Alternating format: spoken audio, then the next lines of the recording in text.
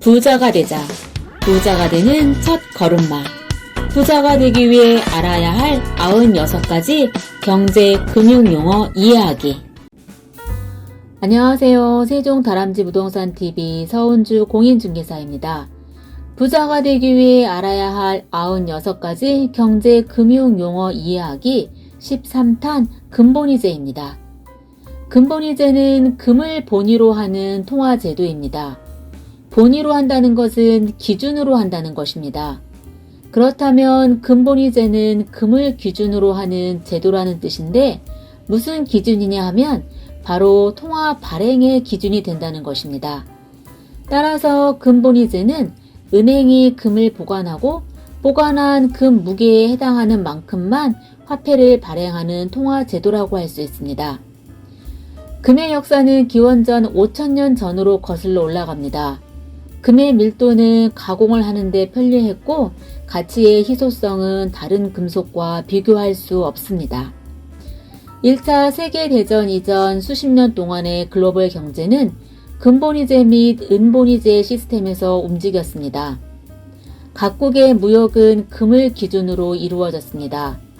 무역 흑자국들은 금과 은이 축적이 되었지만 무역 적자가 발생한 국가는 수입에 대한 지출로 금과 은의 유출로 금과 은 보유량이 감소했습니다. 1차 세계대전이 발발하면서 국가들은 군자금을 조달하기 위해 통화 발행량을 늘려야 했습니다. 이에 따라 금본위제 시스템에서 일시적인 법정화폐 시스템으로 전환이 되었습니다.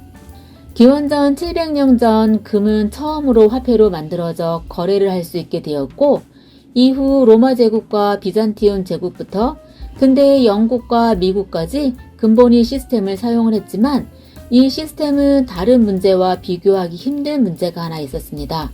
바로 디플레이션입니다.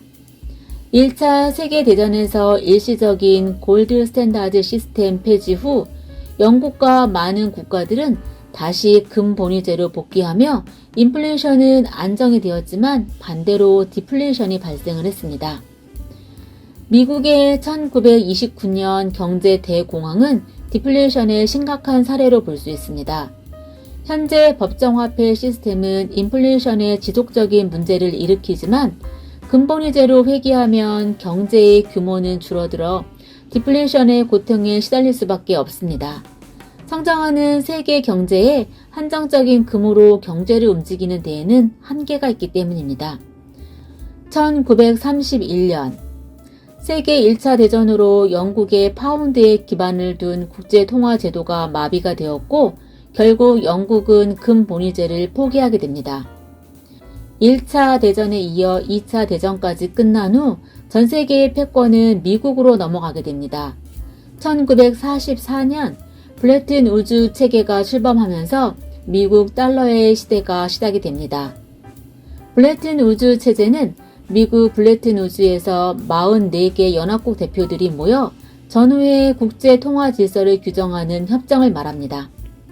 1944년 브레튼 우즈 체계로 금본위제가 유지되다가 1971년 베트남 전쟁으로 많은 화폐를 발행해야 했던 미국은 닉슨 쇼크라 불리며 금본위제를 포기하게 됩니다. 금본위제의 장점입니다. 첫 번째로는 통화 시스템의 안정성을 들 수 있습니다. 통화의 가치가 특정량의 금으로 고정되기 때문에 통화의 공급과 금 보유량 사이에 예측 가능한 관계가 있음을 의미합니다. 이를 통해 기업과 소비자는 더 쉽게 계획하고 결정을 내릴 수 있었습니다. 두 번째로는 정부 지출을 견제할 수 있었습니다. 정부는 금 준비로 통화를 뒷받침해야 했기 때문에 먼저 더 많은 금을 확보하지 않고는 지출 프로그램 자금을 조달하기 위해 돈을 인쇄할 수 없었습니다. 이것은 과도한 정부 지출과 인플레이션을 방지하는 데 도움이 되었습니다. 금본위제의 단점도 있습니다. 첫 번째로는 융통성이 없는 점입니다. 통화의 가치가 일정량의 금으로 고정되어 있기 때문에 변화하는 경제 상황에 따라 조정할 여지가 없습니다. 그로 인해 경기 침체나 금융위기와 같은 경제적인 충격에 대응하기 어렵습니다. 두 번째로는 국가들이 많은 양의 금 보유량을 유지해야 한다는 점입니다. 이는 비용이 많이 증가하고 인프라나 사회 프로그램과 같은 다른 영역에 대한 국가의 투자 능력을 제한할 수 있습니다. 세 번째로는 화폐 수요 변화에 대응하는 능력이 제한적이라는 점입니다. 예를 들어 경제 성장으로 화폐 수요가 증가하면 근본이 제하에서는 화폐 공급을 늘리기가 어려워 디플레이션으로 이어질 수 있습니다. 지금까지 부자가 되기 위해 알아야 할 경제 금융 용어 이해하기 13탄 근본이제였습니다. 감사합니다.